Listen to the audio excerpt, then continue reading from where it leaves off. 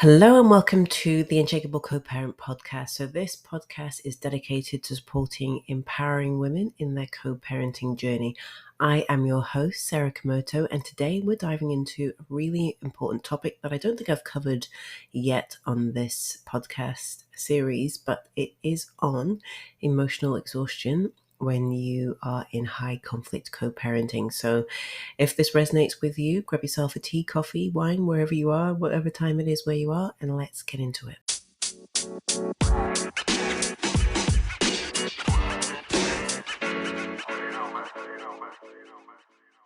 Co-parenting can be challenging at the best of times, even when you have two emotionally healthy, child-focused individuals in the picture. When there is a lot of conflict, or a lot of conflict being thrown your way, it can drain you emotionally, mentally, physically, financially, all kinds of ways. But we're just talking about the emotional drain.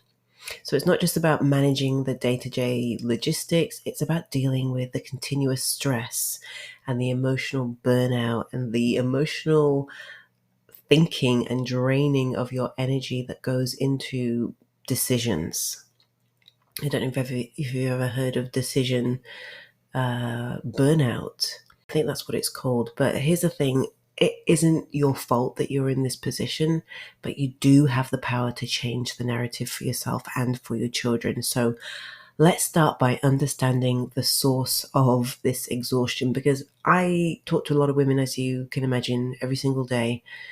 I get flooded with DMs, and some women are up at night, 1, 2, 3, 4 a.m. And that is not, and I'm sure they know, and they do know, like, sleep is vitally important for rejuvenating, for resting, for regenerating our cells. So it's crucially important. But when you are in this kind of fight-flight mode, you are going to be depleted. And then, because, mom life is busy anyway, when you do get a moment to yourself, and it might be 10 o'clock at night, what are you going to do? You're going to maybe scroll, or, do some late night shopping, online shopping, try and escape. So this usually comes from the conflict that you're faced with, the struggle, the challenges, the not really knowing what to do and feeling a bit hopeless and a bit powerless. Okay, so communicating with your ex, your co-parent, can be draining, especially when they counterparent.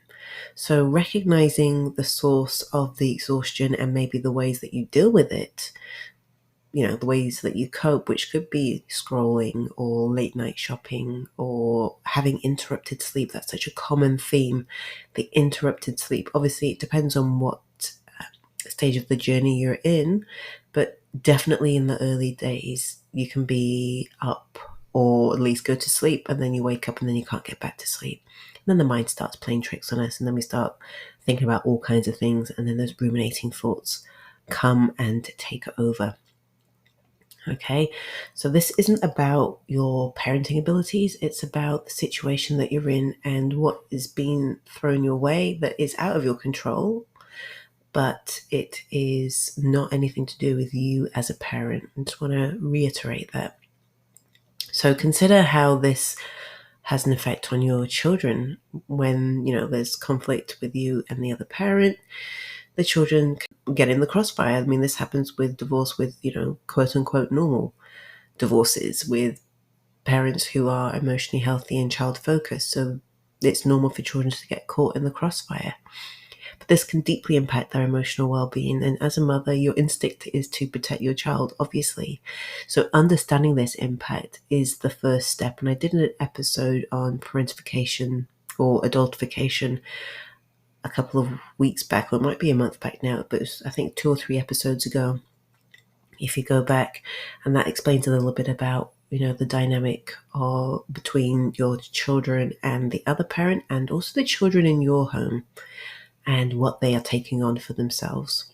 So you might be wondering, okay, so what can I do about this? So don't shy away from getting professional help, whether it's a therapist, a co-parenting coach, a support group.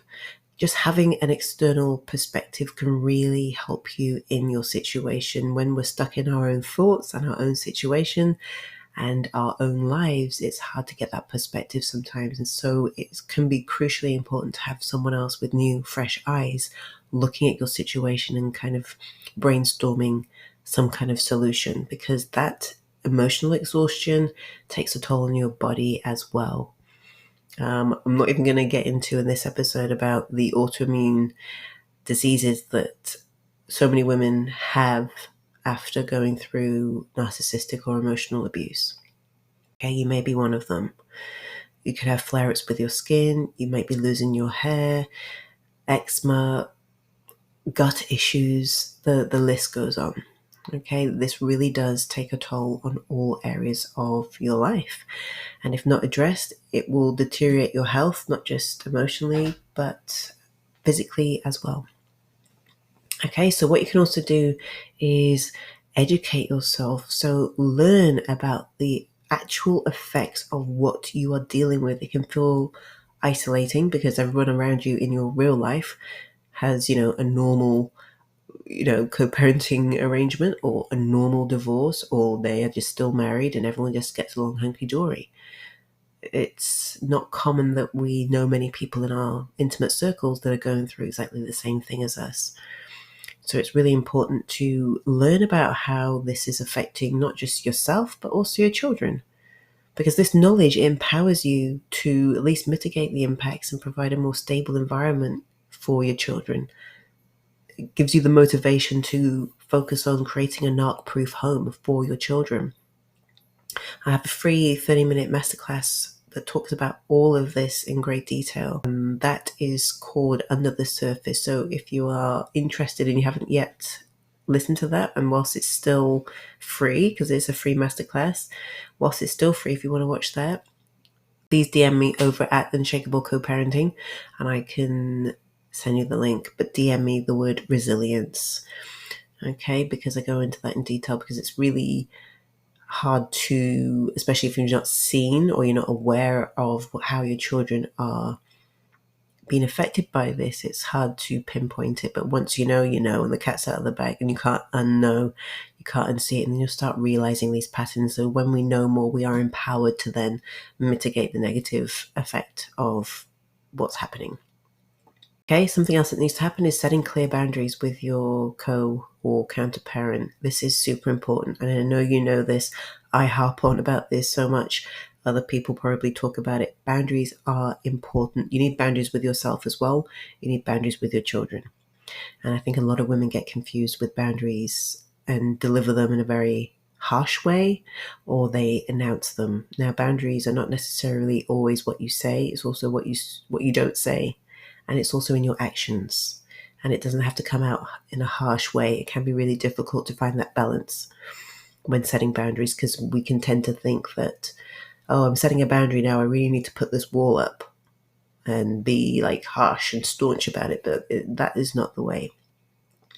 And you can find that you do get a negative reaction if you do go about setting boundaries in that kind of manner. So there is a way to set cast iron boundaries where it's not necessarily that the co-parent is going to just crawl under a rock and go away just because you've set one boundary, but it gives you that breathing space, because it is to protect yourself, it's to protect your energy. It's not to punish anybody. Okay, so it's not about cutting off communication. That is not possible when you share children. But it is about establishing respectful and healthy limits. Okay, because this protects you and your children from any unnecessary conflict. So let's not forget about having open communication with your child. Obviously, it depends on their age and their level of understanding, because you don't want to get to a place where you're bad-mouthing the other parent, but you also don't want to get to a place where you are invalidating or gaslighting your child.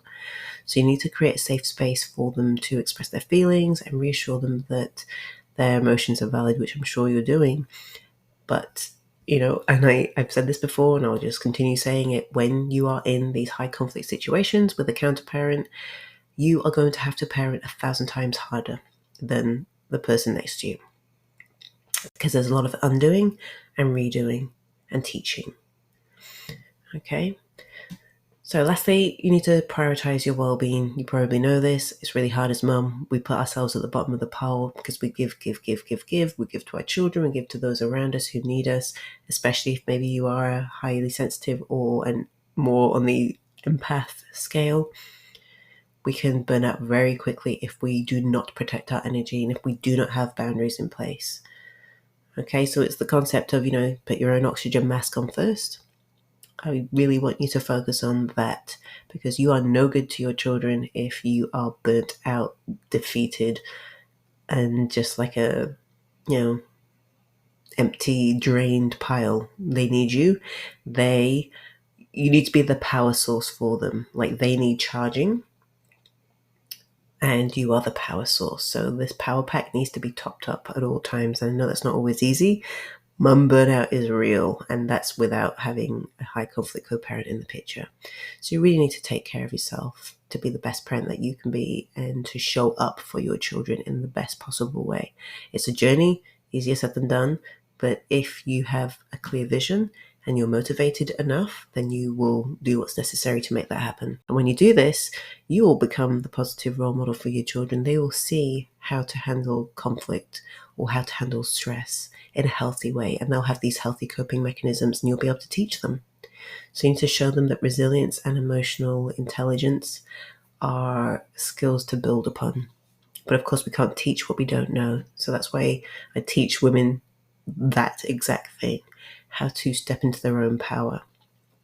And there's a lot of deprogramming and reprogramming that needs to occur in order for that to happen.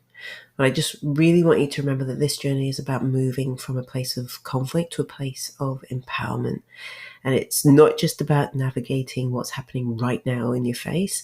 It's about setting the stage for a healthier future for you and your children, because I speak to so many women every day, and it is frustrating for me that I cannot help every single person, because I want to help everyone who has this problem and these challenges, but it's not always easy.